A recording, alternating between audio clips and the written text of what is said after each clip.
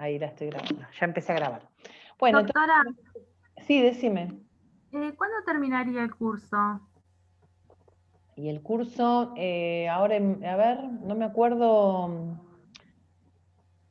acuerdo la fecha, faltan creo que 2 o 3 clases.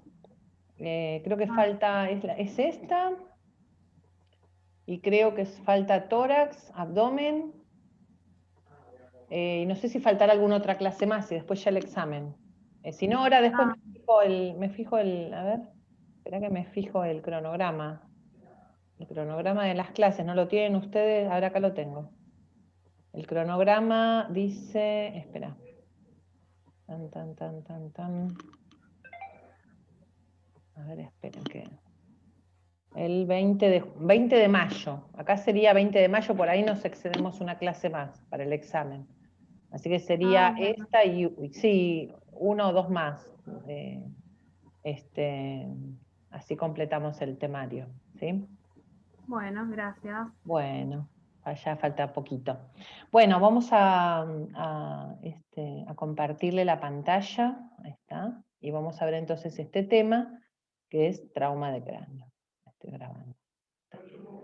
Muy bien. Bueno, que me achico. Ahí está. Bien, perfecto. Bueno, primero vamos a empezar definiendo lo que es el trauma de cráneo, que tiene que ver con un cambio, una lesión secundaria al cambio de una energía mecánica, ¿no? Entonces la lesión física o deterioro funcional del contenido craneano secundario a un cambio brusco de energía mecánica, ¿no? Traumatismo. Hay diferentes lesiones dentro del traumatismo de cráneo, y a veces hablamos de conmoción, contusión, hemorragias, laceraciones, ¿sí? Esas son, digamos, de las más comunes. Ahora vamos a ir viendo así cada una. Y puede comprometer no solamente el cerebro propiamente dicho, sino también el cerebelo, el tronco, y también está asociado también a la lesión de la columna cervical, sobre todo la primera vértebra cervical. Hay que tener en cuenta que los traumatismos, ¿sí? Los politraumas, ya lo habíamos comentado, es la primera causa de muerte en los menores de 40 años. Y si hay traumas de cráneo asociados, aumentan muchísimo la mortalidad, pueden triplicar generalmente la mortalidad. Por ejemplo, un paciente que tiene un accidente en moto, ¿no? Pero tiene casco, ¿sí? Tiene una mortalidad, ¿no? El mismo paciente sin casco, con un trauma de cráneo grave, tiene una mortalidad altísima y cerca del 90%, ¿no? Entonces, es muy importante, o sea, agrava mucho en un traumatismo el trauma de cráneo, ¿no? Por eso uno siempre a veces lo identifica, politrauma con trauma de cráneo grave, eso implica ya una lesión, o trauma de cráneo leve o moderado, pero ya implica una lesión mayor. Las estadísticas dicen que son mayor incidencia en varones que en mujeres, la mayoría son accidentes de tránsito, después tenemos también por caídas o accidentes laborales o deportivos, ¿no? Acá es importante también el concepto de lesión primaria y secundaria, pero enfocado a lo que es el cerebro, ¿no? Entonces nosotros tenemos una lesión primaria, que puede ser una contusión, una fractura, como dijimos, una laceración. Esto es lesión axonal difusa, que esto es una lesión que sufren las células en cuanto a su metabolismo, y entonces, sobre todo por hipoxia, por ejemplo, y a veces produce lesiones muy graves, muerte celular, y no se ven, por ahí, no se manifiestan en las tomografías, ¿no? Por ahí tengo tomografías que parecen normales y el paciente está en coma o casi con signos de muerte cerebral. Esto se debe mucho a las lesiones axonales difusas. Si yo hago una resonancia o algún otro estudio, sí se ve la lesión con más edema y todo, pero muchas veces, esto a veces por hipoxia o en las lesiones, cuando hay un paro cardiorrespiratorio que se reanima en forma importante y entonces ahí las neuronas sufren lesión axonal difusa. Y después aparece todo lo que es la respuesta inflamatoria, que es lo que va a llevar a la lesión secundaria. Entonces esto es por hipoxia, por isquemia, por edemas, hematomas, que a veces la lesión primaria es pequeña, pero la lesión secundaria se expande, y el cerebro, que es un órgano que no tiene la capacidad de expandirse porque está el cráneo, entonces produce mucho más rápidamente las lesiones. Afectan más rápidamente las lesiones secundarias. Bueno, los mecanismos de lesiones tienen que ver con las fuerzas de contacto, impacto sobre la cabeza, efectos locales, si hay una hemorragia, un hematoma extradural, una contusión, una hemorragia específica, ¿sí? Y después las otras son lesiones, uno es contacto directo, las otras pueden ser por nada más el hecho de aceleración y desaceleración, porque eso también, el movimiento del cerebro dentro del cráneo golpea contra el mismo hueso, entonces eso también produce lesiones, o incluso desgarros o laceraciones de elementos de fijación, o lesiones de la dura madre y todo, que eso también con el movimiento se puede lesionar. Ustedes saben que el cerebro no está fijo al cráneo, tiene una movilidad, ¿no? Entonces esa movilidad a veces se hace de golpe y contragolpe, por eso a veces, por ejemplo, tenemos una lesión, una contusión frontal, y también por golpe y contragolpe una lesión occipital, ¿no? Y lo mismo pasa a nivel lateral. Y también, por ejemplo, si un paciente tiene un accidente, una cosa es que, por ejemplo, está con el cinturón de seguridad, un choque de frente, la cabeza acelera y desacelera, ¿sí?, con el impacto. Ahora, si ese paciente no tiene el cinturón, además de esa desaceleración, sale del parabrisas, sale del auto, ya ahí hay otro golpe, choca contra el parabrisas, choca contra el capó de algo, otro golpe, choca contra el asfalto, otro golpe. ¿Entienden? Entonces, por eso las lesiones, cuando despiden a la víctima del auto o algo, son por supuesto mucho más graves, y muchas veces, la mayoría son mortales, ¿no?, en el momento. Entonces esto va a producir, por las lesiones de la inercia, deformación, por ruptura, presión o compresión. Imagínense la energía que absorbe el cuerpo. Uno a veces no se da cuenta, pero uno cuando va en un auto, no sé, a 60 kilómetros por hora, el cerebro y el organismo también van a 60 kilómetros por hora. Entonces, cuando hay un choque frontal de golpe, o una frenada brusca, ¿sí?, la energía de esos 60 kilómetros por hora la absorbe el organismo. Por eso a veces el impacto es tan fuerte como caer desde un, no sé, tercer piso a 60, y unos 60 kilómetros por hora va en la calle. Imagínense a más de 100 kilómetros por hora, ¿no? Por eso son esos cuadros mortales, ¿no?, en el momento. ¿Vamos bien hasta ahora? Recién empezamos. Bueno. El mecanismo de la lesión, el mecanismo principal de estas lesiones, son estas lesiones focales y difusas que pueden llevar al paciente al coma. Las lesiones focales, que puede haber un primer periodo de lucidez y luego de inconsciencia.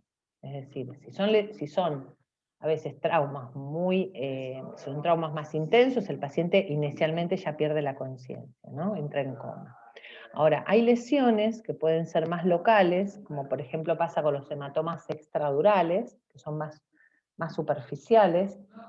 Entonces el paciente se golpea la cabeza, pero no pierde la conciencia en ese momento. A medida que el hematoma va creciendo o el edema va produciendo, por eso siempre a veces hay un periodo de lucidez, y muchas veces después de 1 hora, o a veces 10 minutos, a veces 1 hora, 2 horas, ¡pum!, el paciente entra en coma, cae inconsciente, porque ahí produjo el edema, incluso puede llevar a la herniación por el edema, la herniación por el agujero occipital del cerebro, donde está el tronco del cerebro, y eso es casi mortal, ¿no?, porque hace una anisocoria, alteraciones de las pupilas, porque ahí pasa por el tronco cerebral el tercer par craneal, que es el que va a regular las pupilas, y bueno, eso es un signo de gravedad. Por supuesto el coma ya es un signo de gravedad, y la anisocoria hay que apurar, porque si no lo operan urgente, o no le sacan ese hematoma, o no le hacen una craniotomía descompresiva, el cerebro empieza a tener lesiones que esto puede llevar a la muerte. Así que ojo con por ahí esos traumatismos, por ejemplo los accidentes de auto o de moto, donde el paciente es despedido pero no tiene la pérdida de conciencia en el momento, puede estar pasando esto. Entonces no hay que dejarlo en la guardia ahí hasta que lo atiendan, sino que hay que darle prioridad y enseguida hacerle la tomografía para evidenciar si hay una lesión donde hay que operar urgente, ¿no? Es lo que les decía, que al aumentar la presión, ahora vamos a ver un poquito de eso con más detenimiento, se puede producir la hernia. La hernia más común es, o sea, el cerebro se va hacia el lugar de menos resistencia, y el cerebro, el agujero más grande es el agujero occipital. Por eso es tan fácil que se hernie con presión del tronco cerebral, donde ahí tenemos el centro respiratorio, todo lo que son la parte vital para la vida. Entonces por eso hacen muchas veces, por estas lesiones, paro cardiorrespiratorio inmediatamente, o respiratorio, y después hacen paro cardíaco, y el paciente muere. Cuando son lesiones así generalizadas, difusas en el cerebro, hay inconsciencia inmediatamente, ¿sí? Puede haber tumefacción o edema, lesión axonal difusa, hipoxia, isquemia, ¿sí? Y todo esto colabora a este extenso daño neuronal, tanto a nivel de los hemisferios cerebrales, digamos, toda la parte basal, donde están los ganglios de la base, el cuerpo calloso, y el tronco y el cerebelo. Es una lesión extensa, que a veces en la tomografía inicialmente no la vemos, vemos más la parte clínica. Bueno, la fisiopatología en el trauma de cráneo, se produce, por ejemplo, la isquemia, y todo esto que habíamos dicho, todo esto, produce un gran edema cerebral, ¿sí? Este edema cerebral lo que hace es aumentar la presión intracerebral. Entonces aparecen lo que nosotros llamamos conos de presión, ¿sí? Este cono de presión hace que el cerebro se vaya para los lugares donde haya menos presión, por ejemplo el agujero occipital. Entonces, en el cerebro agudo, generalmente, además de todo esto, del edema, este aumento de PIC, la isquemia, porque comprime zonas que aunque no estarían comprometidas, también se comprometen por el edema que está rodeando toda esta lesión, se compromete toda la regulación metabólica de las neuronas y la autorregulación cerebral.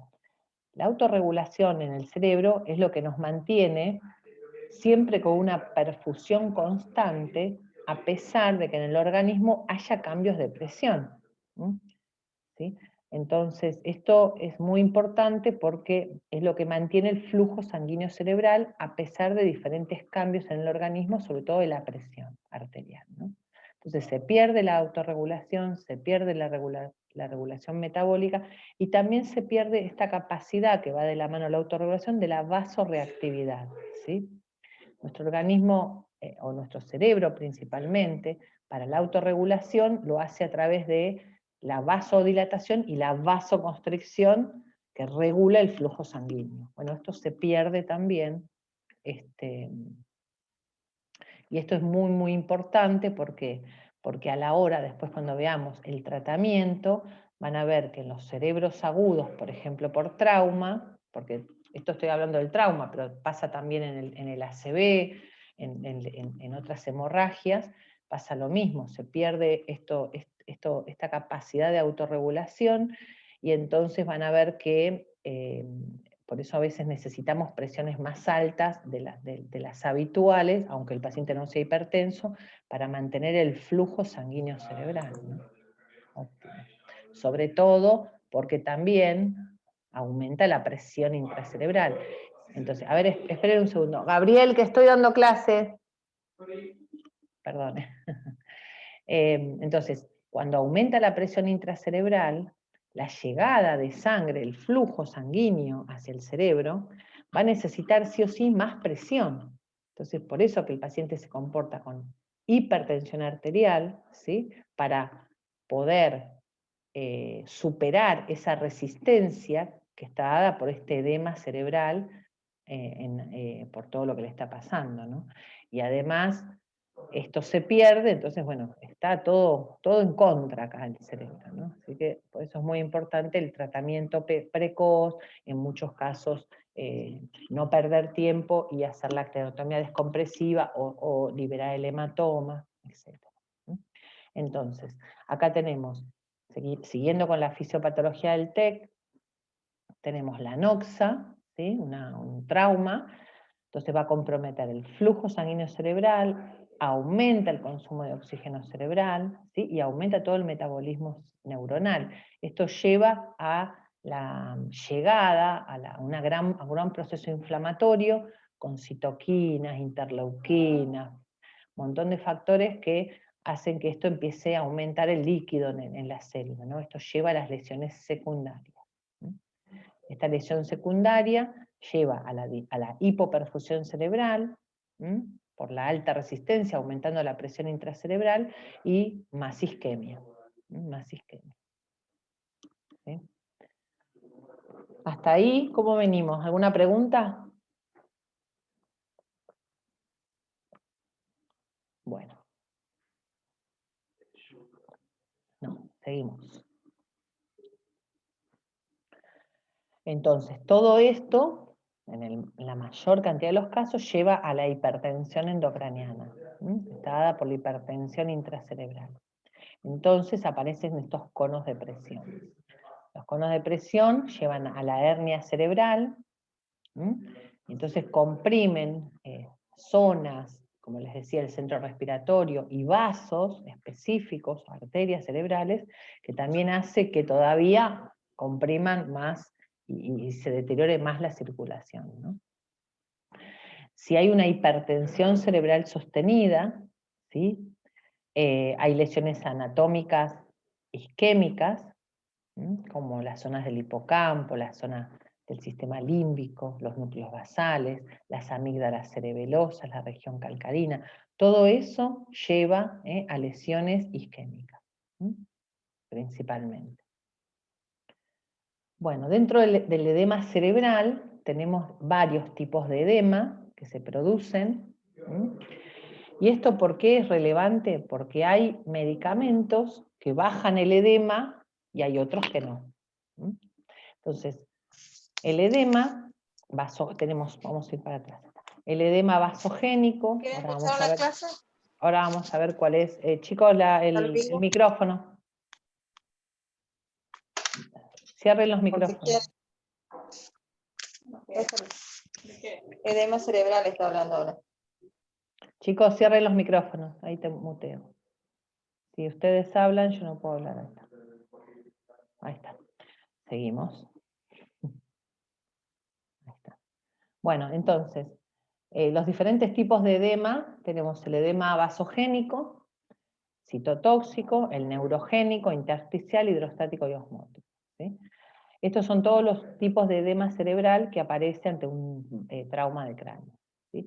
El edema vasogénico tiene que ver donde hay un daño en la barrera hematoencefálica, ¿sí? Por lesiones, por ejemplo, por contusiones. Entonces, al haber daño de la barrera, empiezan a entrar metabolitos tóxicos, ¿sí? Las membranas celulares también se dañan, y también hay inflamación en las células, ¿sí? Separando también los capilares, las células que están en los capilares entre sí. Entonces esto disminuye la llegada del oxígeno y de los nutrientes por el edema, ¿sí? El neurotóxico se da, por ejemplo, por la aparición de ciertos neurotransmisores, sobre todo excitatorios, sobre todo el glutamato, el aspartato, que produce este tipo de edema neurotóxico. El citotóxico lleva a la célula, a la neurona, ¿sí? También se hincha, se inflama, y lleva también a una isquemia, ¿sí? Que estimula la disminución del ATP celular, ¿no? De la energía celular. Bien. Un poco hablando del edema, tiene que ver, por ejemplo, por qué los edemas acá necesitamos, por ejemplo, utilizamos manitol, que es un diurético osmótico, ahora después vamos a ver cómo lo utilizamos como antiedema, y lo otro que usamos son las soluciones hipertónicas. Pero, por ejemplo, acá los corticoides no tienen ninguna acción. Esto se los comento porque es muy frecuente que ustedes escuchen cuando hay un trauma de cráneo que le ponían corticoides. En un trauma de cráneo, para bajar el edema no tiene no tiene ningún efecto para bajar el edema. Que yo le ponga corticoides por otras razones, ahí es otro tema, pero para bajar el edema cerebral no se utiliza el corticoide en el trauma de cráneo. ¿Entendido? El vasoespasmo se da en estos pacientes alrededor del 25% de los pacientes. Y las convulsiones es muy variado, hasta un 25% también puede haber. Pero esto va a depender, la convulsión va a depender de la zona, ¿sí? Sobre todo la zona de si hay hemorragia o contusión, que esté dentro del encéfalo, ¿sí? Por ejemplo, una contusión en el tálamo o en el tronco es raro que me dé una convulsión. Pero un hematoma subdural, un extradural o una subaracnoidea traumática, eso es más frecuente que me dé. ¿Por qué? Porque son zonas donde el umbral convulsivo o el umbral de descarga es mucho más bajo. Entonces es más fácil que lesiones corticales de la periferia sean más lábiles en la aparición de convulsiones. Antes a todo trauma se daba profilaxis con difenilidantoína para prevenir las convulsiones, después ahora está discutido, es un nivel de recomendación, creo que grado 3, pero yo, por ejemplo, si el paciente viene y hizo convulsión, uno ya le da, obviamente, estoy hablando de la prevención, ¿no? Pero si yo veo, por ejemplo, una tomografía con un hematoma subdural o un extradural, yo le puedo llegar a poner profilaxis para convulsiones, porque son zonas donde son más lábiles, le puedo llegar a poner los primeros 3 semanas. Bueno, después decimos que la isquemia, el consumo de oxígeno cerebral y aumento del flujo sanguíneo cerebral, todas estas situaciones que vimos recién que se dan en los traumas de cráneo, estimulan más aminoácidos excitatorios, neurotransmisores, como dijimos, la glutamina, el aspartato, y estos llevan a más edema cerebral, se forma como un círculo vicioso. Más edema cerebral por esto, por estos neurotransmisores o aminoácidos excitatorios. Y esto lleva a más presión intracerebral, aumento de la PIC y por supuesto menor distensibilidad cerebral, ¿no? El cerebro, nosotros decimos que se hace más rígido, menos capacidad de autorregularse, de abrir y cerrar los vasos para regular el flujo cerebral. Por eso decimos que es menos distensibilidad a nivel vascular principalmente, ¿no? Por el aumento de la PIC. Entonces, si ustedes se ponen a pensar, yo lo que tengo que hacer es esto, es corregir la isquemia, disminuir el consumo cerebral, aumentar el flujo sanguíneo. Disminuir la isquemia, bueno, la forma que puedo hacer es optimizar la presión arterial, por ahí al paciente lo cedo y lo pongo en respirador para que no mueva nada y que todo el oxígeno lo pueda usar el cerebro, ¿sí? Y aumentar el flujo, bueno, optimizar bien la parte cardíaca, poner inotrópicos si es necesario para que llegue el flujo. Si perdió mucha sangre, bueno, transfundirlo, mantener de lo posible un hematocrito más de 30%, una hemoglobina más de 10, que a veces no es fácil en los traumas, en los politraumas, ¿no? Yo acá estoy hablando de trauma de cráneo, pero si la mayoría de los traumas de cráneo son por accidente de tránsito, generalmente es un politrauma con trauma de cráneo grave, entonces a veces no es tan fácil esto. Sí, llegar al objetivo, ¿no? Bueno, después, por ejemplo, si yo tengo un trauma de cráneo más una lesión cervical, hay un 60%, está muy asociado frecuentemente con una lesión de las carótidas, ¿sí? También esto disminuiría el flujo sanguíneo y hay infarto cerebral, ¿no?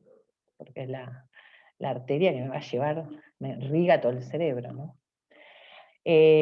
Como lesión terciaria podemos tener un edema neurotóxico, que dijimos que se altera la barrera hematoencefálica y lleva a la muerte cerebral, ¿no? A la muerte de las neuronas. Bueno. Después vamos a ver, dentro de los traumatismos, los tipos, la clasificación de los traumatismos según las lesiones, ¿sí? Según las lesiones podemos tener, como dijimos recién, las focales o las difusas. Las difusas, como el daño axonal difuso, ¿no? Y dentro de las focales tenemos los hematomas, el epidural o extradural, el subdural, los hematomas intraparenquimatosos, y después tenemos las hemorragias, la intraventricular y la subaracnoidea traumática.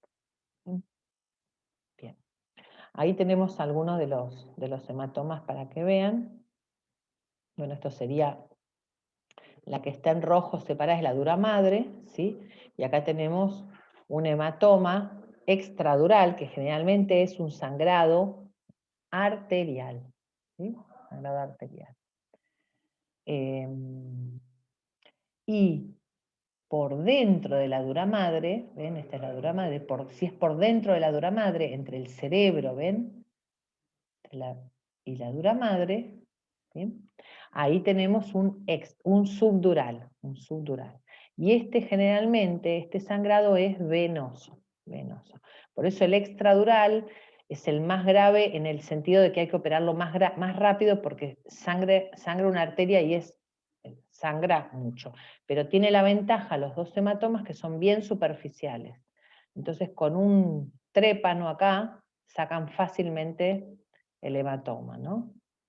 Fácilmente pueden sacar el hematoma. Acá tienen que pasar por la dura madre, pero igual son más, desde lo técnico, más fáciles de drenar. ¿Entendido? Entonces el extradural, por fuera de la dura madre, por debajo de la dura madre. Por eso también, fíjense que el extradural generalmente compromete un solo lóbulo. ¿Entienden? Porque está la dura madre por fuera, por dentro. ¿Entienden? En cambio, el subdural puede comprometer varios lóbulos, porque está por acá abajo. Otra característica del subdural y el extradural. Esperen que quería mostrarles. Acá no se ve, pero tiene una típica forma, como una empanadita, el extradural, y una medialuna, el subdural. Ahora lo vamos a ver en alguna tomografía. Bueno, esa es una de las clasificaciones según las lesiones en la tomografía, ¿no? Después tenemos según el score de Glasgow y según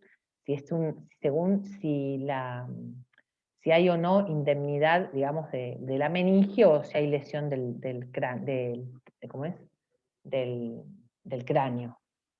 Entonces, puede ser un trauma abierto o un trauma cerrado, ¿sí? Un trauma de cráneo. O según el score neurológico por el Glasgow, ¿no? Esto es Glasgow, escala de Glasgow. Generalmente tenemos leve, moderado y grave. Y también se agrega un leve potencialmente grave. Vamos a hablar de eso. El leve tenemos Glasgow 14-15. 14-15.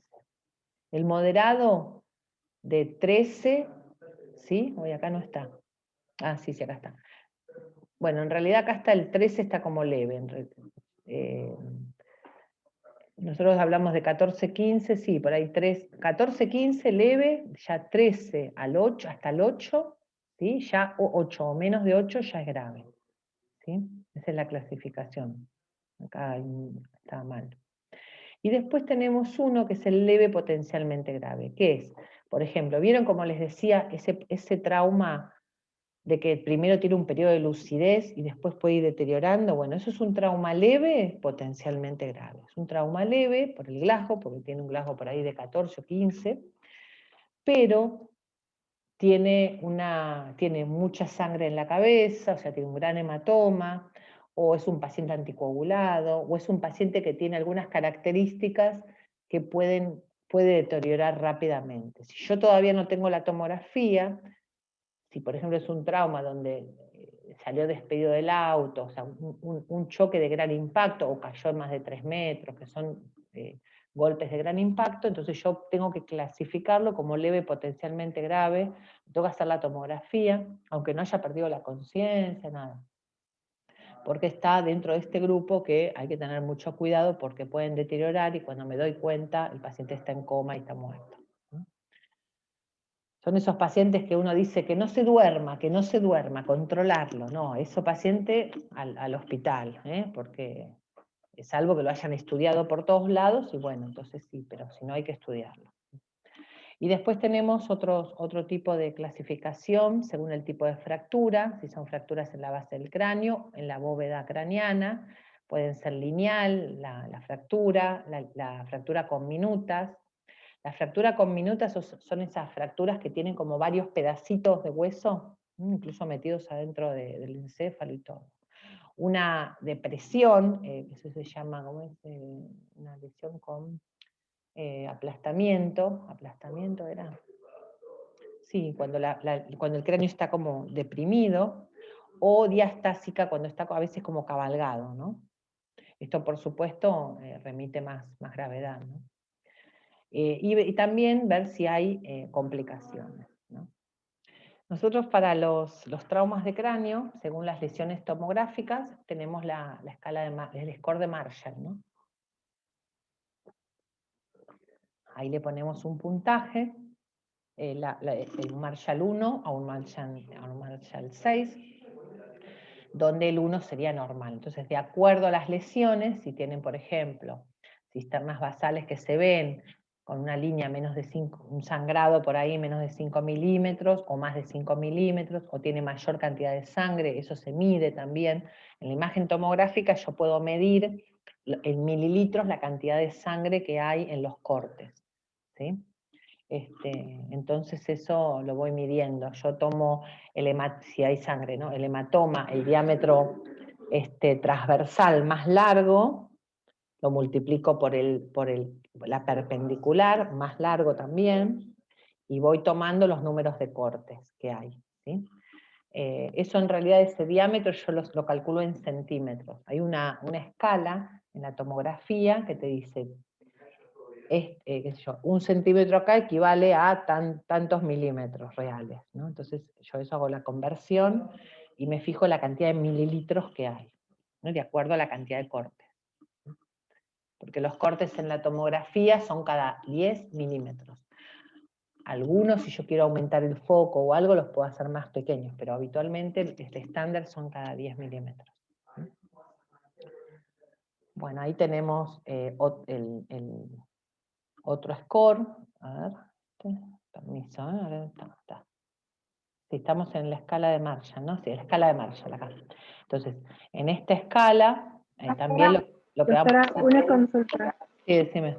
Doctora, ¿cuánto tendría que ser un sangrado que sea más o menos moderado? O sea, ¿cuándo tendríamos que preocuparnos cuando medimos?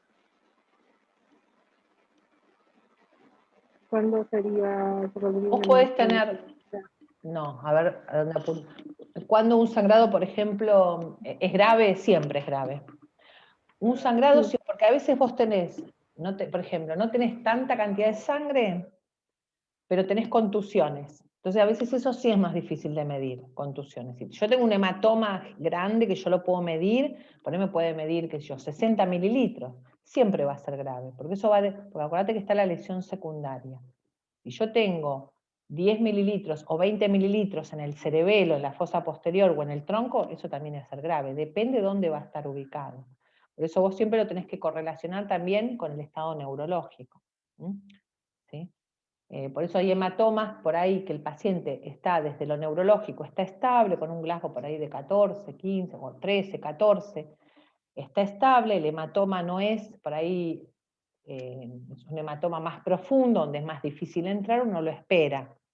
Ahora, si ese hematoma está haciendo mucho efecto de masa, o tiene una gran inflamación, o el paciente está en coma, anisocórico, aunque sea un hematoma pequeño, uno a veces hace igual la craniotomía descompresiva, intentando ver si se puede sacar el hematoma.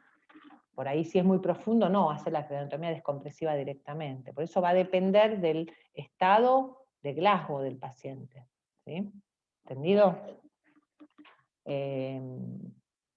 Igual hay algunos hematomas que sí o sí deben operarse, ¿no? Deben operarse. Para eso nosotros, cualquier paciente, que ahora vamos a ver eso de monitoreo, cualquier paciente en coma, donde yo lo tengo sedado, analgesiado, lo tengo en respirador, no lo puedo valorar, ese paciente tiene que ponerse un catéter de PICC para yo manejar la presión intracerebral y ver el flujo y optimizar el flujo sanguíneo, ¿entendés? ¿Entendido? ¿Mm? Bueno, después también hay otra clasificación según en 3 grados, ¿no? Esto un poco para ver el pronóstico, si tiene alteración de la conciencia, si tuvo fracturas, si hubo convulsiones, ¿sí? Entonces, de acuerdo a estas lesiones, yo puedo ver un pronóstico, ¿no?, de estos pacientes. Bueno, vamos a ver qué hacemos en el trauma de cráneo. Bueno, siempre en el trauma vemos el soporte vital básico, el 40% de los traumas de cráneo hay lesiones asociadas. Entonces, siempre tengo que ver el resto del organismo, ¿no? El objetivo terapéutico es mantener una saturación de oxígeno de más de 95% con una presión de oxígeno de más de 60 milímetros de mercurio.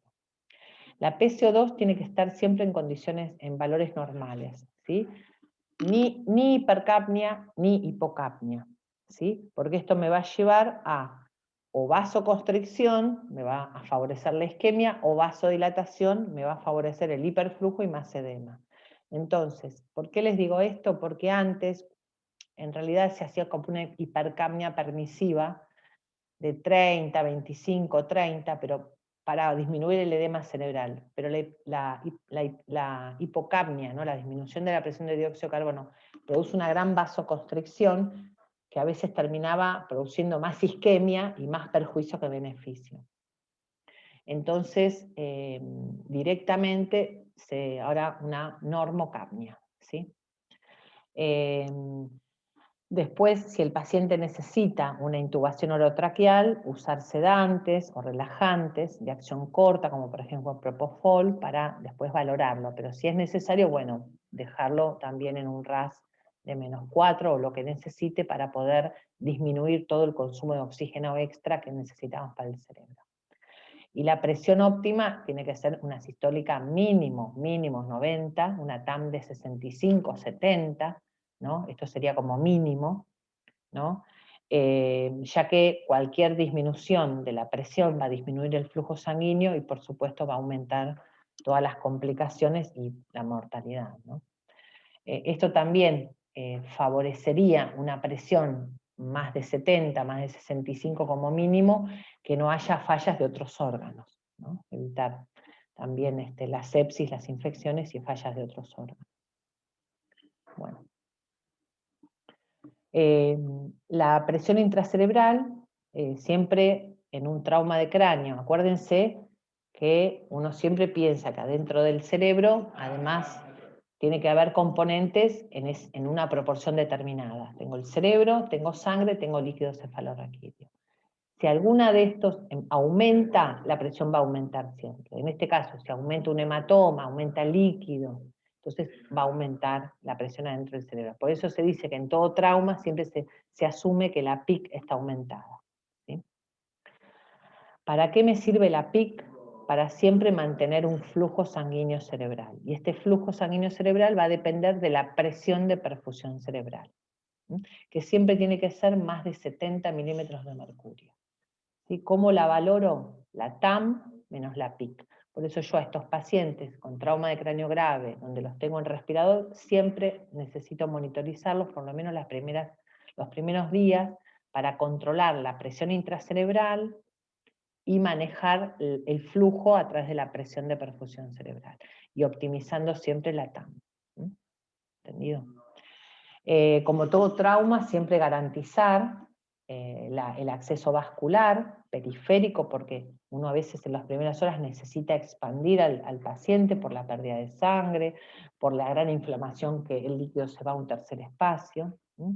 Decimos de evitar sustancias que tengan glucosa, o soluciones con glucosas altas, más que nada porque aumenta el consumo de oxígeno, más que nada por eso. Y yo lo que necesito es ser muy ahorrativa con el oxígeno. El oxígeno que tengo va al cerebro, para proteger todo ese cerebro, que es el órgano en este caso más vital. O sea, el órgano vital más importante, porque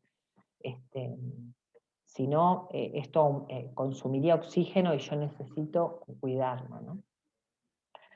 Las soluciones con dextrosa aumentan la lesión cerebral, y si hay isquemia, con más razón, y también mayor edema osmótico. Si yo le doy soluciones con glucosa, generalmente son soluciones hiposmolares, ¿sí? Un dextrosa al 5%, son soluciones hiposmolares, entonces no va a rellenar el intravascular, enseguida yo le paso, y de los 500 que le pase, no va a quedar nada, pues se va al intersticio, ¿no? Por diferencia de gradientes. Entonces, además, no va a expandir al paciente.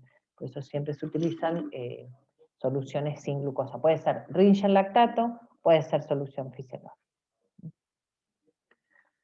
Bueno, siempre entonces valoramos la tomografía y posible cirugía de urgencia, como les decía, valorar la escala de Glasgow, las pupilas, el tamaño, la simetría, y si hay signos de foco, signos de lateralidad, ¿no? La presencia de convulsiones focales o la afasia puede también darnos idea del lugar de las lesiones. Esto, si todavía no tengo la tomografía, por ahí el paciente todavía está inestable, o no tengo tomógrafo, estoy esperando que lo trasladen. Entonces, a veces puedo ver si el paciente está en una afasia o veo que moviliza el lado izquierdo, el derecho no lo moviliza, entonces puedo asumir que por ahí tiene alguna lesión más del lado derecho o del lado izquierdo, depende del signo de foco que pueda tener el paciente, ¿no? Y esto es importante por el pronóstico, ¿no? Siempre las lesiones del hemisferio izquierdo son más graves que la del derecho en cuanto a ciertas funciones que tenemos, ¿no? Salvo en algunos pacientes, ¿no? Que pueden tener todo el área dominante del otro lado. Valorar los signos de herniación, ¿sí? ¿Se acuerdan que yo les decía, las herniaciones más frecuentes son las de occipital, las transtentoriales? Entonces estas, valoro las pupilas, la respuesta pronoextensión, ¿sí? Y voy valorando también si hay algún deterioro progresivo, a otra por ahí que no sea atribuible a otras causas, que sea más que nada por el trauma de cráneo.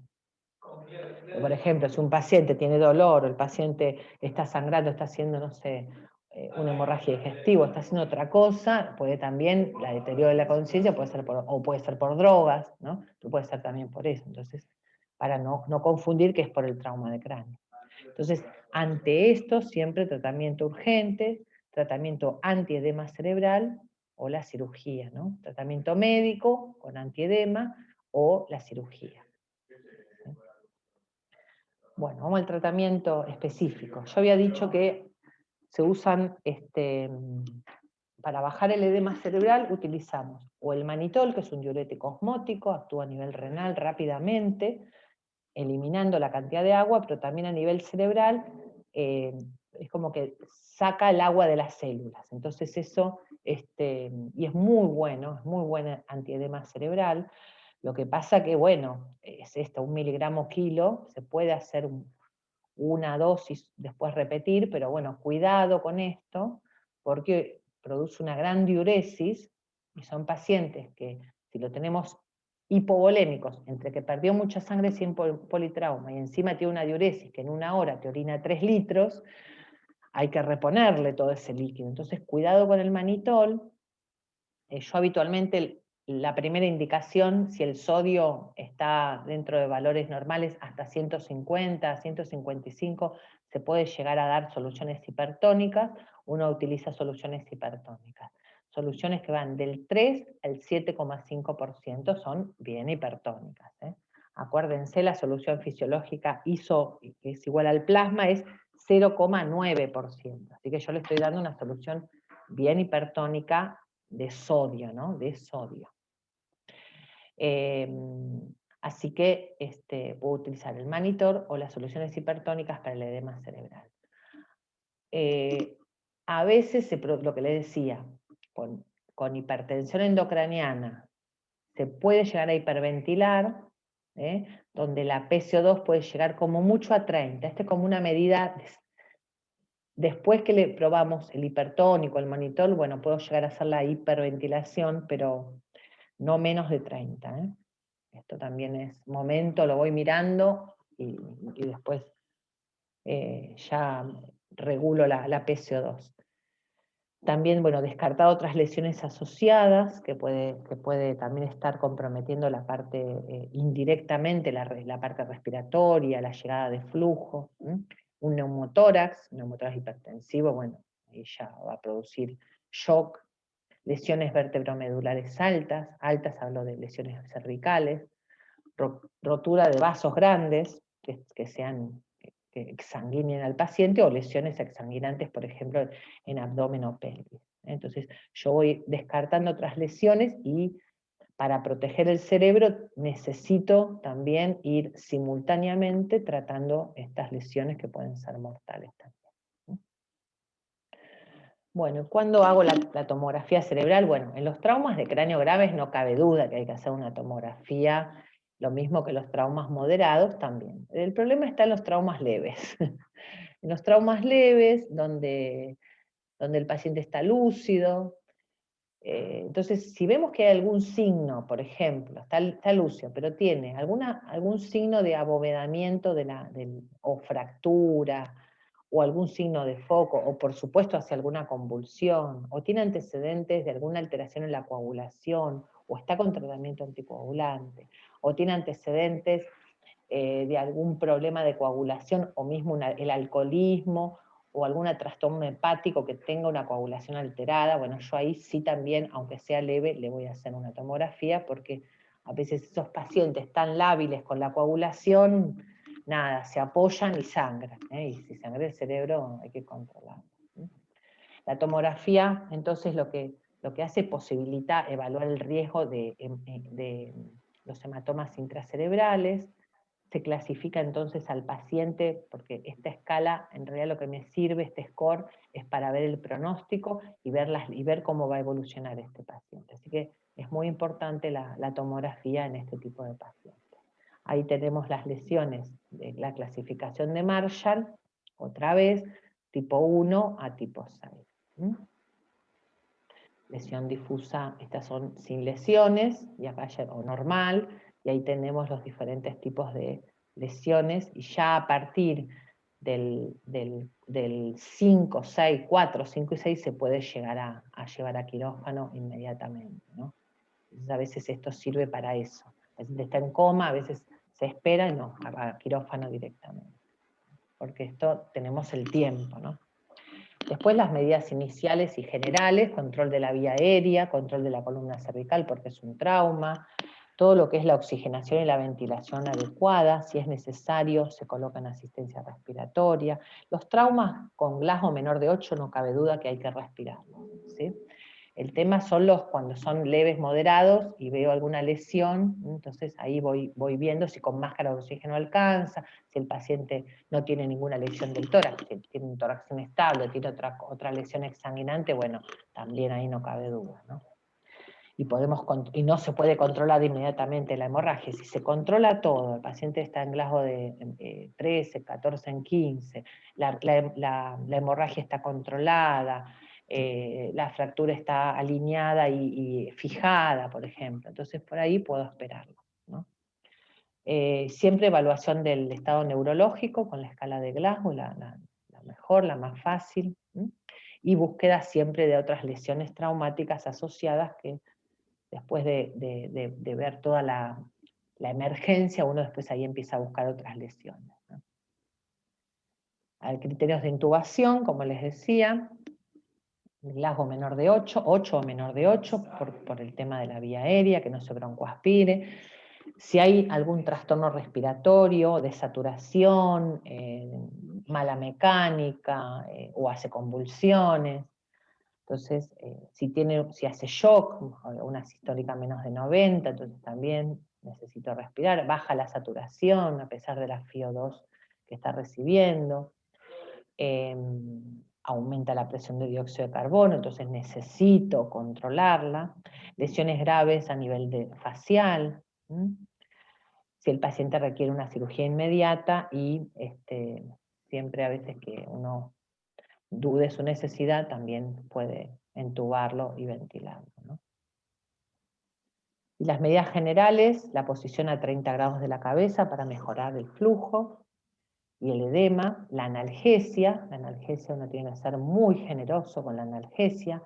El tema del dolor es muy importante porque el paciente con dolor aumenta el consumo de oxígeno, se excita, se pone, hay más alteración de la conciencia, aumenta la presión cerebral, baja la presión arterial, y entonces esto, a veces nada más dándole una buena analgesia, se pone taquicárdico, taquipneico.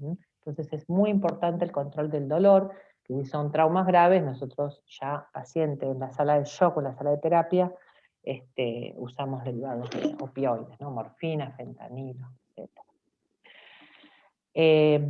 Siempre mantener una presión de oxígeno más de 70, la presión arterial, la TAM, entre 90 y 120. Fíjense que son presiones arteriales altas, por esto de la curva de autorregulación, que cambia la autorregulación y el paciente necesita más presión, sobre todo si hay aumento de la presión cerebral, ¿no? Una hemoglobina mínimo más de 10, la osmolaridad plasmática también hay que controlarla. Son pacientes que, por ejemplo, a veces hacen hipernatremia, hiperglucemia, falla renal y aumenta la urea, entonces son 3 componentes muy importantes que aumentan la osmolaridad plasmática. Entonces eso hay que bajarlo. Hay que regular la glucemia, acá la glucemia dice 180, ahora se está usando 160, ¿sí? Siempre las correcciones son con insulina en lo posible endovenosa, porque son pacientes que están hipovolémicos, desprecargados, entonces la vía endovenosa es la más segura. Si yo tengo un paciente deshidratado y lo hago por vía subcutánea, casi no va a hacer efecto.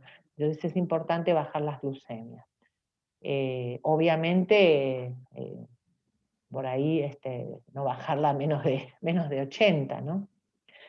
Y esto que les decía, las profilaxis de las crisis convulsivas, que esto estaría con un nivel de evidencia 3, digamos, si el paciente no tiene lesiones, o aunque las tenga y uno no quiere, eso se puede charlar, ¿no? Pero no es imprescindible. Antes sí era imprescindible, ahora no. Bueno, con todo esto tenemos los objetivos terapéuticos que nosotros llamamos protocolo de Land, que son objetivos que tengo que tener en un paciente que tiene un trauma de cráneo, ¿sí? Una presión intracerebral, una PIC menos de 20, con una PPC de 50 o más, porque eso es lo mínimo, ¿no? La evaluación quirúrgica, si tiene hematomas intracerebrales o lesión ocupante de espacio. En este caso, a veces es necesario un sensor de PIC, ¿no? un catéter de PIC. La presión de dióxido de carbono, si está con una PIC muy alta, bueno, puede llegar de 30, pero no menos. Generalmente nosotros sugerimos la normocapnia. La presión de oxígeno, sí, más de 90, 95, 98, una PIC, esto para proteger el pulmón, esto si es un pulmón sano, mínimo 5 de PIB. La nutrición,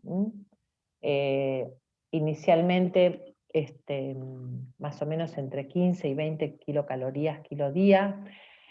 Si el paciente se estabiliza, no tiene inotrópicos o tiene bajas dosis de inotrópicos, la vía digestiva está disponible porque no tiene ninguna lesión abdominal, el paciente ya está con su sensor de PIC, está estable, la presión bajó, bueno, ahí ya lo puedo empezar a alimentar, lo puedo empezar a dar algo de alimento.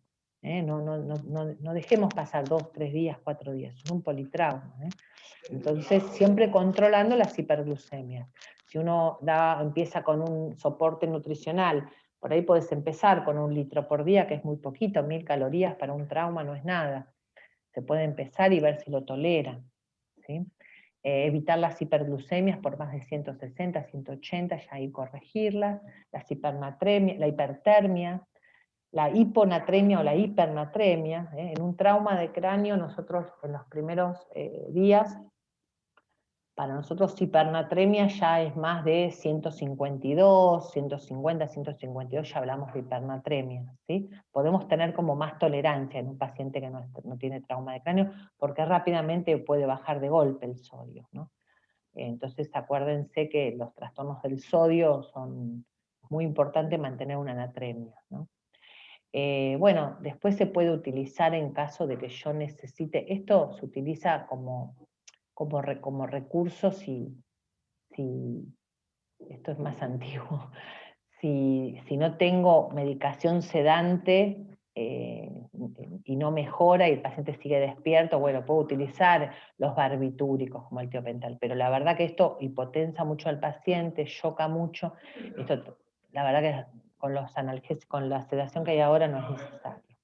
Sí mantener una volemia normal, ni hipo ni hiper, volemia, tiene que ser una volemia normal, tampoco sobrehidratarlo, las primeras horas, sí, ya tengo un paciente que viene deshidratado, si es un politrauma, como vimos en la clase anterior, pero siempre mantener una volemia. ¿Cómo valoramos la volemia? Valoramos desde lo clínico, hacemos el delta de PCO2, hacemos una ecografía de vena cava, ¿sí? Podemos hacer maniobras dinámicas, ¿sí? Algunos pueden utilizar la PVC, pero lo que pasa es que la PVC es muy errática, ¿no? Muy errática. Solamente a veces te es útil si está baja, si está alta no te dice nada. Entonces tenemos otro tipo de formas de utilizarla. Bueno, esto es más que nada para la presión, pero nosotros utilizamos sinotrópicos.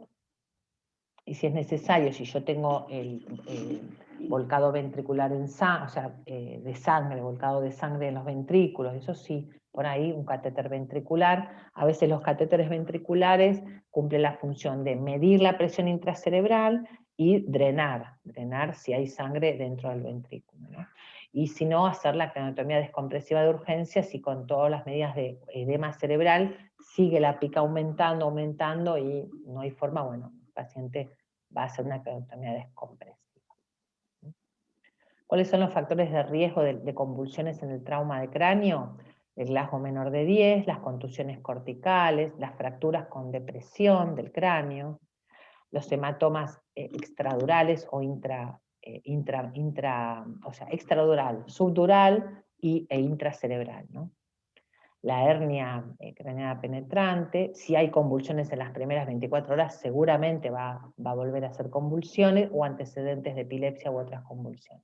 O sea, esto ya sería más fácil, cualquiera de estos se le puede poner profilaxis de convulsiones o tratamiento si ha convulsivado. Bueno, falta poquito, y después hacemos un recreito y hacemos la segunda parte que es de monitoreo. El tratamiento escalonado de la presión de la hipertensión endocraniana, primero, las primeras medidas, hacemos la sedación y analgesia, la relajación, la evacuación del líquido cefalorraquídeo, ahí utilizamos las sustancias hipertónicas o la hiperventilación, ¿sí? Ya de segundo nivel, si todo esto no mejora, sigue, bueno, ahí sí podemos utilizar los barbitúricos como el tiopental, o insistir en la hiperventilación. Pero yo creo que acá, si no mejora, ya hay que considerar la craniotomía descompresiva, ¿no? El tercer nivel, bueno, acá teníamos también el hipertónico, ¿sí? El hipertónico lo ponemos en tercer nivel cuando hay sodio muy justo, muy alto, porque bueno, el sodio aumenta, ¿no? Estos son bien hipertónicos. Entonces se puede utilizar acá también las técnicas de medidas descompresivas. La verdad que hoy en día por ahí ya están en segundo nivel, ¿no? Si no mejora, hay que hacer la craniotomía descompresiva. Y complicaciones, dentro de las neurológicas, tenemos, bueno, las infecciones, si es un paciente que se le colocó PIC, fue operado, hizo una craniotomía descompresiva, puede infectarse, ¿no? Les voy a aclarar voy a hacer una salvedad de las infecciones. Cuando yo tengo punzo líquido cefalorraquídeo de un paciente que fue instrumentado quirúrgicamente, ya sea colocándole un catéter de PIC, siempre va a haber tejido, siempre el líquido cefalorraquídeo va a ser inflamatorio, entonces siempre vamos a encontrar células, va a haber glucosa más baja. Entonces no es lo mismo el líquido cefalorraquídeo que yo voy a tener para una meningitis por un neumococo, ¿entendido?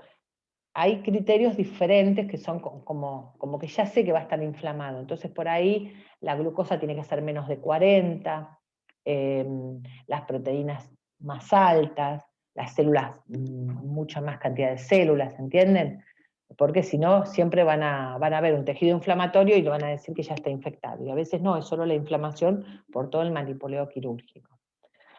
Bueno, otras complicaciones son las convulsiones, la hidrocefalia, y después tenemos de los trastornos extraneurológicos que son muy frecuentes, es todo lo que hace a los trastornos especialmente del sodio, del calcio, del potasio, los síndromes de secreción inadecuada de hormona antidiurética, y el otro es la diabetes insípida y el síndrome de perdedor de sal cerebral. Estos son los más comunes, la diabetes insípida, el perdedor de sal cerebral y el Chihad.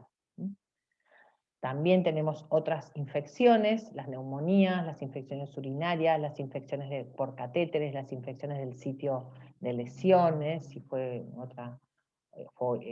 intervenido quirúrgicamente en abdomen, tórax, tubo de avenamiento, y los trastornos de la coagulación que pueden llevar incluso a CID. Bien, muy bien. Bueno, vamos a dejar acá y vamos después a seguir con neuromonitoreo. Hacemos un recreo, ¿les parece? De 10 minutitos. ¿Les parece? Voy a pausar Ahí ya está, ahí estoy grabando. Perfecto, está más fácil. Bueno, entonces seguimos con la parte de neuromonitoreo y vamos a ver algunas imágenes y algún videito. Y ya con eso terminamos. Bueno, ahí ven ¿ven la imagen? Sí, ¿no? ¿Se ve el power? Sí, doctora. Bueno, bárbaro.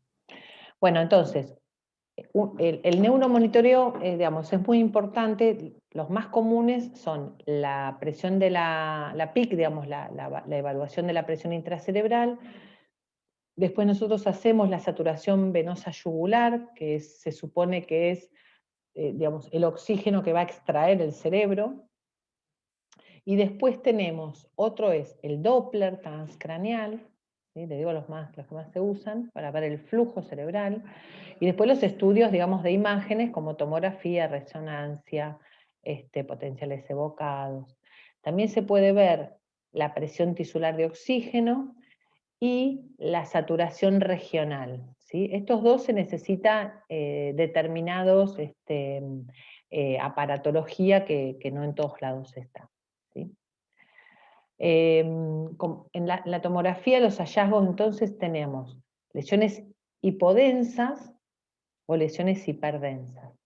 Las lesiones hipodensas podemos tener algunas contusiones simples, aunque algunas contusiones también se van a ver hiperdensas.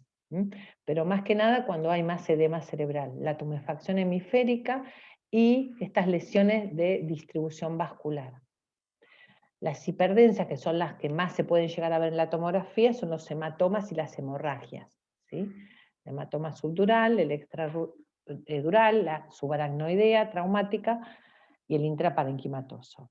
Y después vamos a tener lesión axonal difusa, que estas no las vamos a poder ver en la tomografía, ¿no? ¿Cuáles son los signos que yo tengo desde afuera que puede aumentar el volumen cerebral? O sea, los signos de aumento del volumen cerebral. Por ejemplo, la tomografía, compresión o ausencia de las cisternas basales, ahora les voy a marcar. La compresión o ausencia del tercer ventrículo, del cuarto ventrículo, o la disminución del tamaño de los ventrículos laterales. Entonces, si yo tengo edema cerebral, casi no voy a ver zonas donde recorre el líquido cefalorraquídeo, son las cisternas, alrededor de las cisternas basales, y los ventrículos van a estar muy, muy chiquititos o incluso no se van a ver, ¿no? Entonces, esto va a hacer que hay aumento, por ejemplo, del edema cerebral. Y lo otro que puede pasar es que esto comprima o desvíe la línea media, ¿sí? Ahora vamos a ver. Vamos a ver un video acá, a ver si lo escuchan, un video de cuántos minutitos, 4 minutos son, que habla sobre la lesión traumática. ¿Quieren así? Vamos a cortarlo un poquito acá. Bien.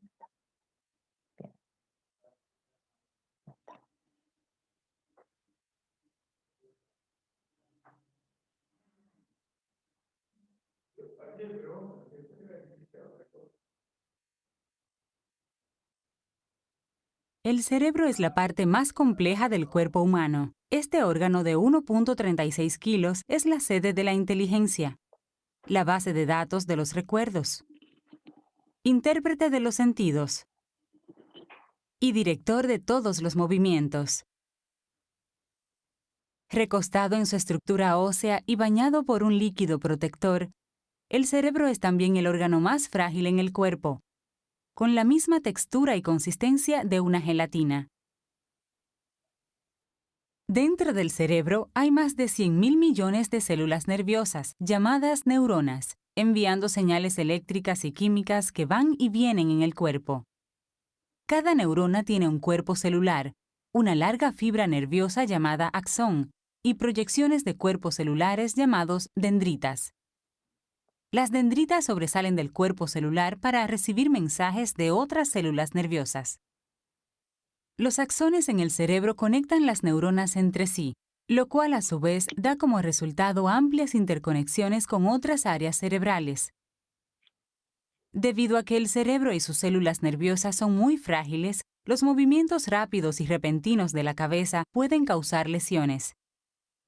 Durante una lesión como tal, llamada lesión de golpe y contragolpe o de aceleración-desaceleración, el cerebro rebota una y otra vez contra la pared ósea interior del cráneo. En las lesiones de golpe y contragolpe a gran velocidad, el impacto puede ser lo suficientemente violento como para causar hinchazón y moretón en el tejido cerebral, llamado contusión. Sin embargo, en casos donde hay baja velocidad en las lesiones de golpe y contragolpe, el daño resultante no puede ser visible a simple vista. Mientras el cerebro se mueve una y otra vez en el cráneo, las áreas de densidad variada en el cerebro se deslizan unas a otras en diferentes velocidades. Los axones, al cruzar estas intersecciones, experimentan grandes fuerzas de cizallamiento, provocando su estiramiento y separación del cuerpo celular. Este evento se llama cizallamiento axonal o lesión axonal difusa. El daño cerebral puede continuar por horas o días luego de la lesión inicial. El daño de los axones puede llevar a colapsar la comunicación entre las neuronas del cerebro. El desgarre de los axones se degenera rápidamente, liberando niveles tóxicos de químicos llamados neurotransmisores en el espacio extracelular. A su vez, muchas de las neuronas circundantes empiezan a morir dentro de las siguientes 24 a 48 horas, empeorando los efectos iniciales de la lesión. Casos leves a moderados de lesión axonal difusa, DAI por sus siglas en inglés, pueden resultar en síntomas como breve pérdida de la conciencia, memoria a largo plazo dañada, habilidad para la solución de problemas reducida, inhibición social menor y problemas con atención y percepción. Los casos graves de lesión axonal difusa pueden resultar en coma o estado vegetal persistente. En los Estados Unidos, más de 1 millón de casos de lesiones cerebrales traumáticas leves, incluyendo la lesión axonal difusa, son reportados cada año. De este número, más de 300.000 pacientes sufren efectos a largo plazo por el daño. La tomografía computarizada o TC y la imagen por resonancia magnética o IRM son exámenes que se pueden realizar para revisar la lesión cerebral traumática leve. Los resultados de estos exámenes normalmente muestran una lectura normal. Por lo tanto, los médicos deben confiar en la historia del paciente y en un examen clínico para diagnosticar una lesión cerebral traumática leve.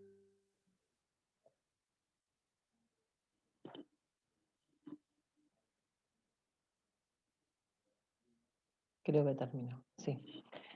Bueno, vamos con la otra. Ahí está. Bueno, ¿me escuchan ahora? ¿Me escuchan? Sí, doctora, se Bueno. escucha. Sí, sí, doctor. Bueno.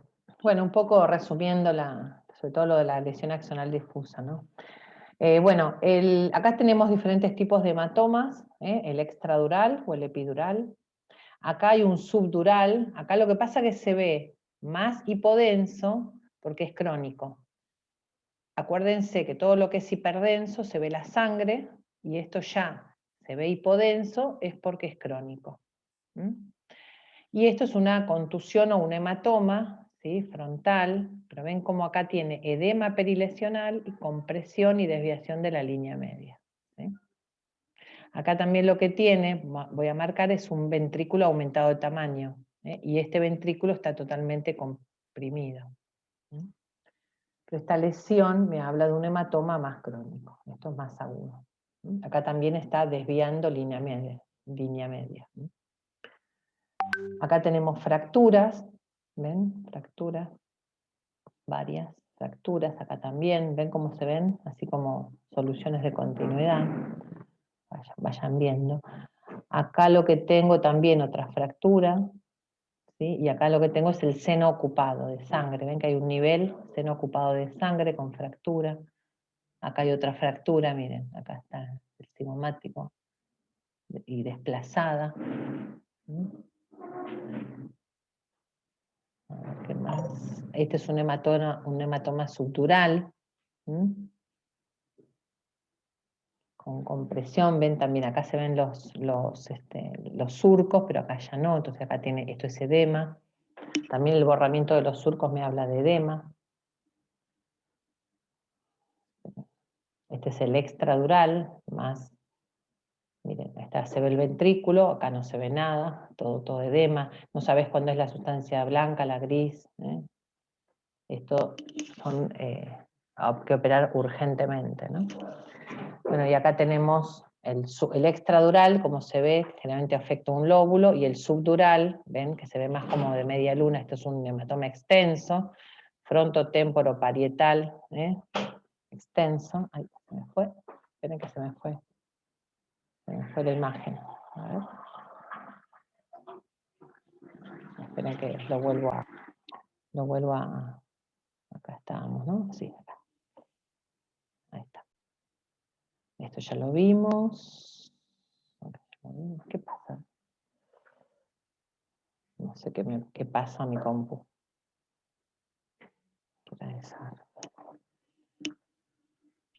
Nosotros sí lo estamos viendo igual, doctora, ¿eh? ¿Lo están viendo? Ah, listo. Ahí está. Esto Sí, ya lo sí. vimos. Esto lo vimos. Acá también lo que tiene es volcado. Esto también es sangre, ¿ven? La cisura interhemisférica, y acá parte de los ventrículos laterales, ¿ves? Que tiene sangre. Y acá también puede ser una calcificación. Esto es sangre. Todo desviación de línea media. Tiene esto forma, digamos, convexo hacia adentro, y esto más cóncavo hacia adentro. Tiene esa característica. Muy bien. Bueno, siguiendo con el neumomonitoreo, como les decía, lo que yo voy a valorar es el examen físico, las pupilas y el Glasgow, ¿sí? Coma es Glasgow Score. Y lo otro que mido es la presión intracerebral, ¿no? Se coloca un catéter adentro del cerebro, pueden ser diferentes tipos de catéteres, y esto es lo que voy a monitorizar. También se puede monitorizar el flujo sanguíneo cerebral, la saturación yugular de oxígeno, después la espectroscopía cercana al infrarrojo, que es como una especie de valoración de la saturación de oxígeno. Esto ya le habíamos comentado, la presión tisular. A veces se puede hacer microdiálisis, electroencefalograma o potenciales evocados. Esas son las formas que yo puedo monitorizar a un paciente. Ahora, ¿cuáles se usan más frecuente? La PIC, la monitoreo de PIC. Acá tenemos los diferentes tipos de catéteres. Intraventriculares, ¿sí? Pueden ser los intraparenquimatosos, los subdurales, ¿sí? O los extradurales. Por supuesto, lo que miden mejor son los intraventriculares y los intraparenquimatosos, ¿no? A veces también hay discusión si se pone del lado de la lesión o no, ¿no? Eso también. Bueno, vamos a ver algunas de las curvas de PIC. La forma, o sea, yo no solamente tengo que ver el valor de la presión intracerebral, sino también tengo que ver la forma de la curva. La forma de la curva siempre tiene que tener una P1 que tiene que ser mayor a la P2 y esta mayor a la P3. Esto equivale al pulso arterial y esto al pulso venoso, ¿no? Esto es lo que siempre tiene que tener la curva de Peak, ¿no? La P1 más a la P2 más a la P3. ¿Sí? Una buena compliance tenemos. Ahora, si yo, por ejemplo, veo una curva donde es así, la P1 es menor que la P2, ¿sí? Entonces acá yo tengo una mala compliance. Esto es una curva, aunque yo tenga un valor normal, pero tengo una curva con una P2 más que P1, esto es patológico. Esto me habla de que la capacidad de autorregulación y distensibilidad de los vasos sanguíneos está alterada. Esto, por supuesto, es más grave, aunque tenga una PIC de valor normal. Entonces, esto habla de una presión, una mayor probabilidad de hipertensión endocraniana. Cuando esto, si yo tengo esto y la PIC todavía es normal, ojo, porque esto va a empezar a subir. Yo acá ya puedo empezar a tomar medidas terapéuticas, porque tengo una curva alterada. Siempre difieren la sistólica de la diastólica, ¿sí? Bueno, diferencias entre la sistólica y la diastólica. El valor normal siempre tiene que haber una diferencia entre más o menos de 4 milímetros de mercurio.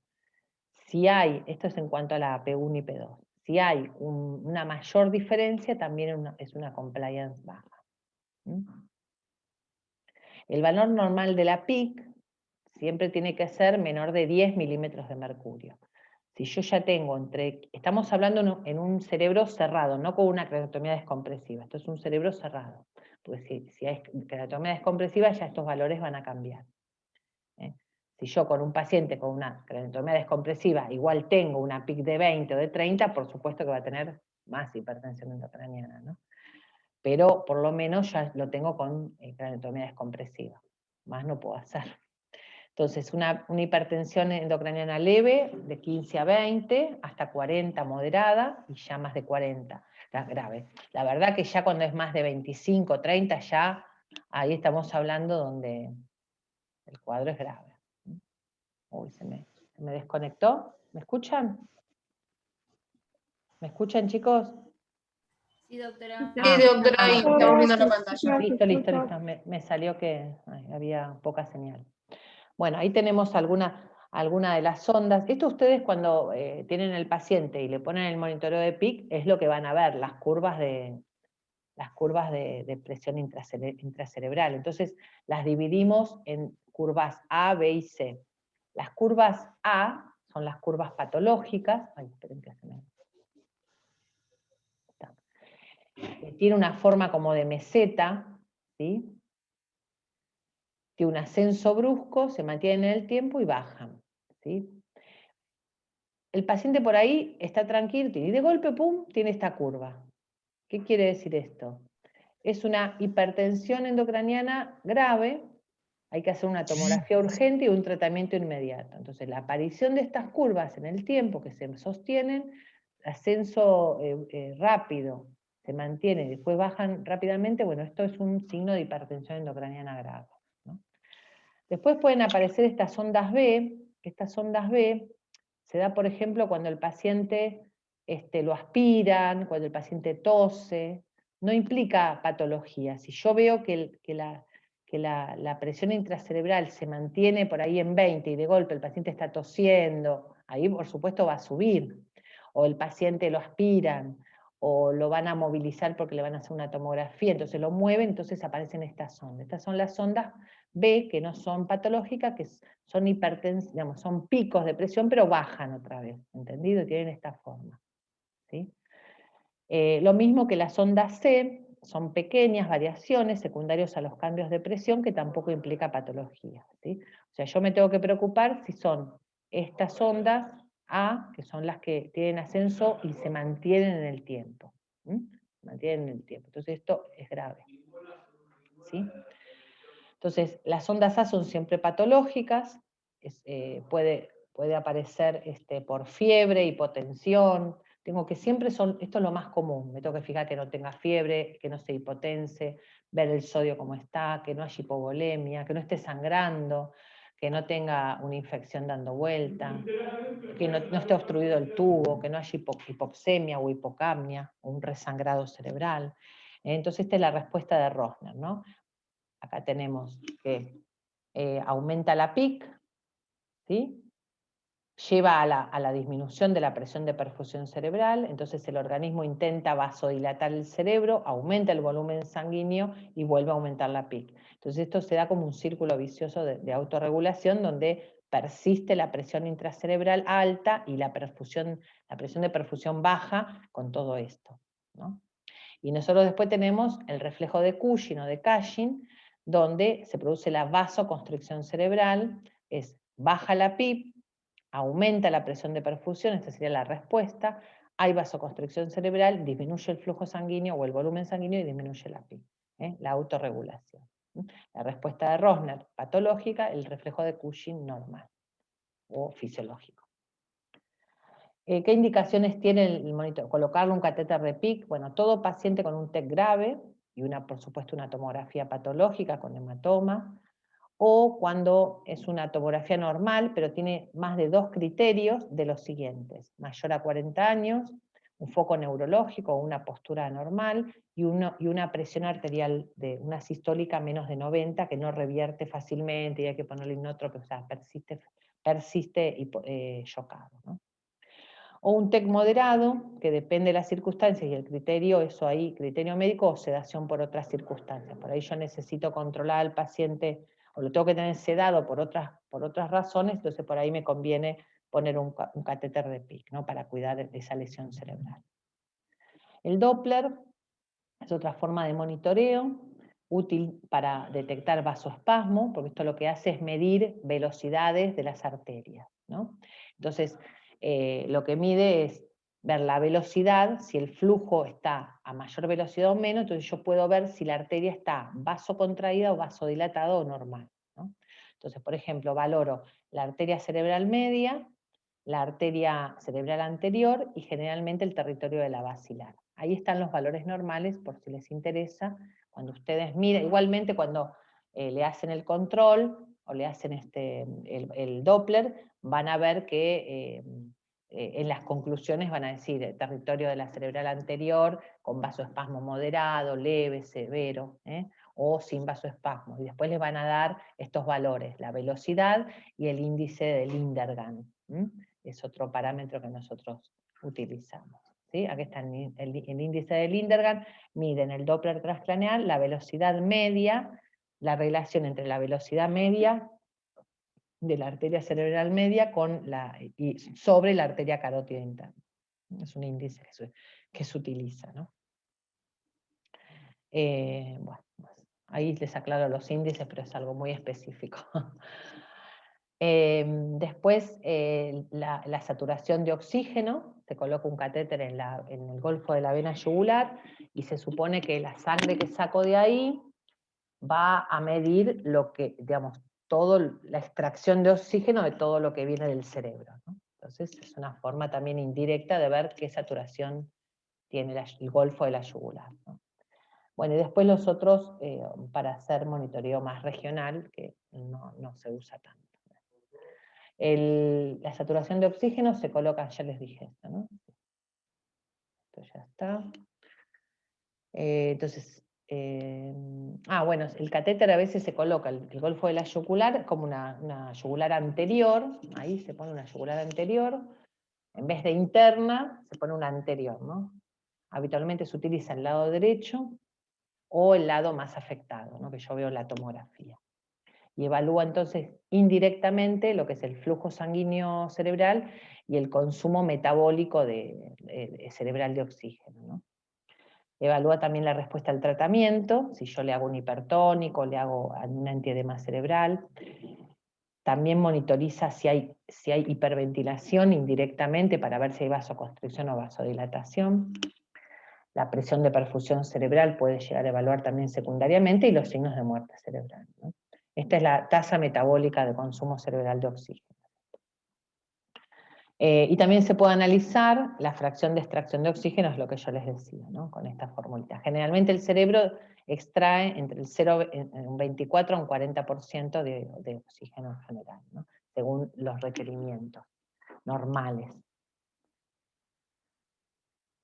Bueno, ahí con los valores de la yugular, la diferencia arterio-yugular, pues yo eso también le puedo hacer una diferencia entre la arterial y la yugular, de la vena, arteriovenosa, y la fracción de oxígeno, la extracción de oxígeno, yo ahí puedo ver si el paciente está en hipoperfusión, en hiperemia, o el paciente es normal, de acuerdo a estos valores. Otro dato relevante que a veces nos ayuda y nos aproxima, sobre todo cuando hay un paro circulatorio, si la saturación de oxígeno es mayor a la saturación venosa central de oxígeno, esto también habla de un paro circulatorio cerebral, ¿no? Bien, ahí tenemos algunas de las curvas de Peak, ¿sí? Y esto es de la saturación yugular de oxígeno, ¿no? Cuando aumenta la Peak, la saturación yugular generalmente disminuye, y la saturación normal yugular es dentro de estos valores. La yugular normal, ¿no? Ahí tenemos, y acá tenemos. Aumenta la Peak, disminuye la saturación. La saturación yugular mayor a 75 hay peor pronóstico. Bueno, esto es para medir localmente la presión tisular de oxígeno, que se coloca un catéter específico. Te lo voy a pasar porque no se usa mucho. Y esta es la espectroscopía cercana al infrarrojo, se pone así al paciente y lo que mide es como la saturación cerebral. Pasa que no mide en todo el cerebro, va midiendo el lugar donde yo lo pongo. Si yo tengo una lesión frontal, una lesión parietal, lo puedo poner en esa zona y ver cómo es la saturación en esa zona, ¿no? Tiene muchos sesgos, ¿no? La microdiálisis cerebral se coloca también un catéter, ¿sí? Junto con la presión de oxígeno intracerebral y la presión tisular de oxígeno, y el catéter presenta una membrana de diálisis, ¿no? Se va a perfundir una solución con Ringer lactato y después se analiza ese líquido, ¿no? Para ver si hubo transporte de sustancia, entonces se mide el piruvato, el lactato, el glicerol, tampoco se usa mucho. 70% de su concentración generalmente debería ser intersticial. Después sí, el electroencefalograma, a veces se hace intermitente o continuo, esto es una muy buena forma de controlar, sobre todo en los pacientes donde pueden llegar a tener estatus no epilépticos, ¿no? O estatus no convulsivo, que a veces el paciente no despierta, le sacamos la sedación, todo, y resulta que está haciendo convulsiones. Entonces, hacer un electroencefalograma a estos pacientes es muy bueno, porque uno a veces le detecta que tiene un estatus epiléptico no convulsivo, por toda la sedación y todo, no hace convulsiones tónico-clónicas. Entonces le ponemos los anticonvulsivantes y después el paciente empieza a despertar. Entonces eso se hace bastante. Bueno, muy bien. Vamos a poner acá, ahí está. Bueno, chicos, ahí hemos terminado en tiempo. Tengo una reunión ahora.